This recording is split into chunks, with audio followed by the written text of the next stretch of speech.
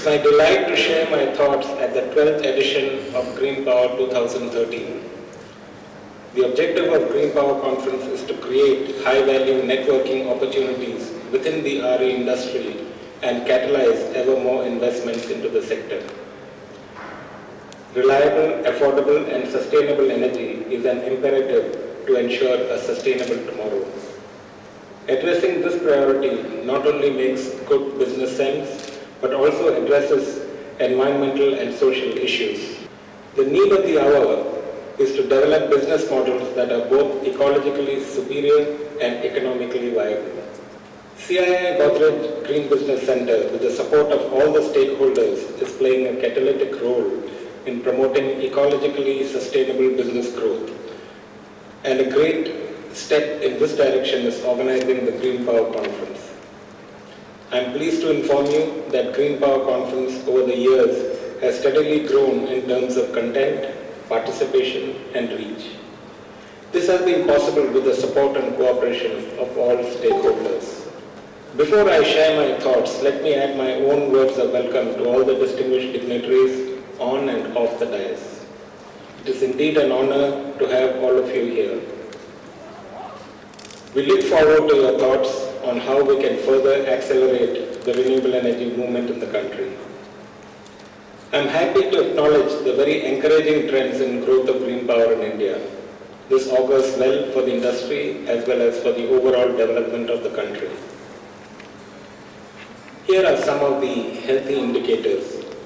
India ranks 10th among the G20 for renewable energy installations. India is the 5th largest wind energy producer in the world with a decent annual growth rate.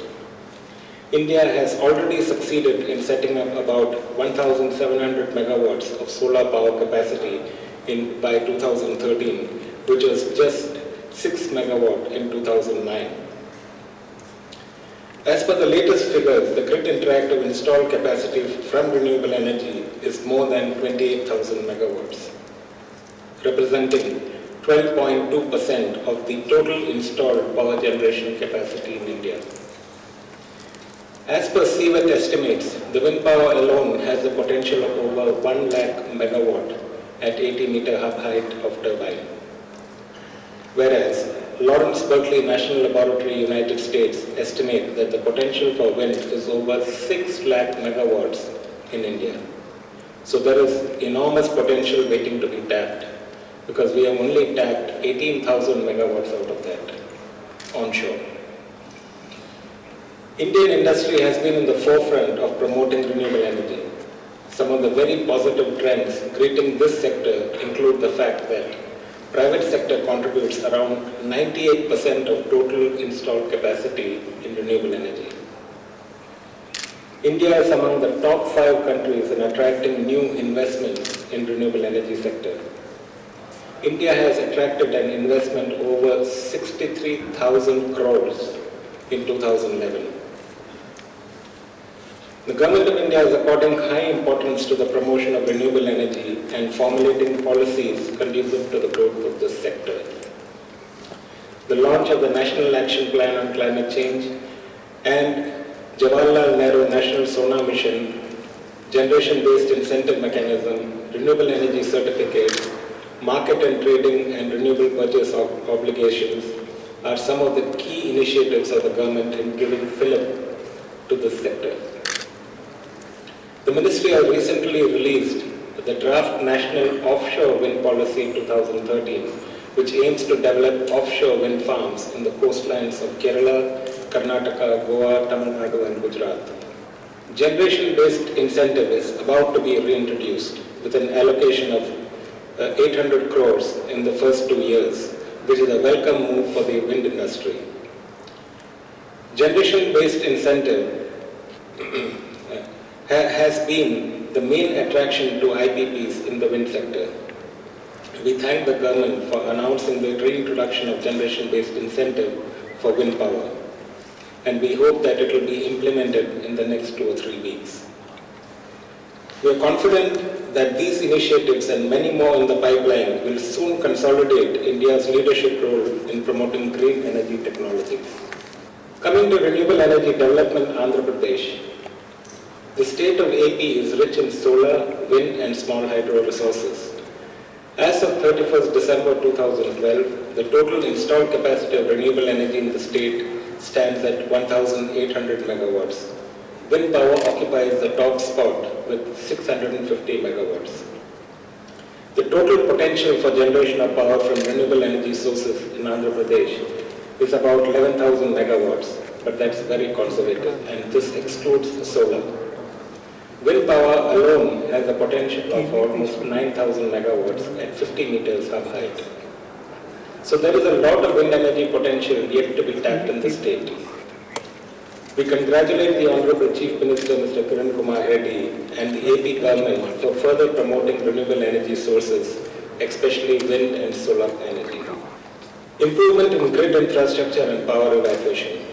This is one of the key issues facing renewable energy developers in India. The government has to expedite its plan to roll out the rupees 43,000 crore Green Energy Corridor project to facilitate the flow of renewable energy to the national grid. The national grid will pave way for better evacuation and network. Right now, the southern grid is more or less isolated from the rest of India's grid. And if you look at the Indian grid, it is actually larger than the European grid, with a lot of diverse forms of electricity produced at different parts, so that if it is connected, then renewable energy can play a very significant role in reducing our dependence on imported oil and coal. There are restrictions in intrastate open access and banking facility.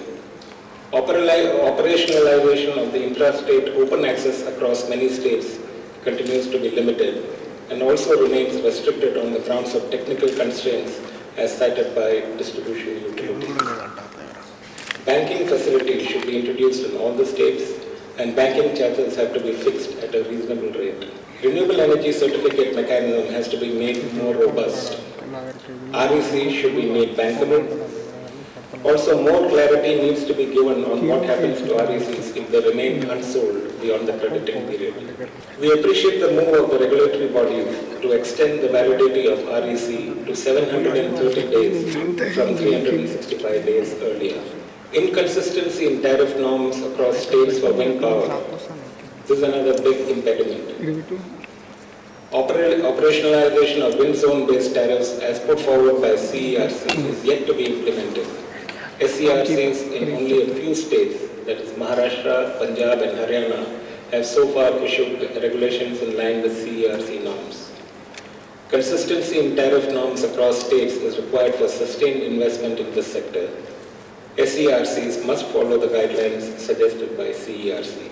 National Wind Energy Mission is to be announced soon by the central government on the lines of the Jawaharlal Nehru Solar Mission to fuel the growth of wind energy in India. Priority lending status to be accorded to the renewable energy sector. IREDA, being the financing arm of the ministry, can offer soft loans through cross-subsidy from the National Clean Energy Fund. Availability of low-cost financing would be the key parameter for rapid growth of this sector. In fact, this was announced by the Finance Minister in his last budget speech. The Reserve Bank of India recently decided to include loans given by banks to individuals for purchasing off-grid solar products under priority sector lending. We appreciate this decision. We at CII are fully committed in facilitating India to become a world leader in renewable energy. We are confident that Green Power 2013 will add great value towards nation building.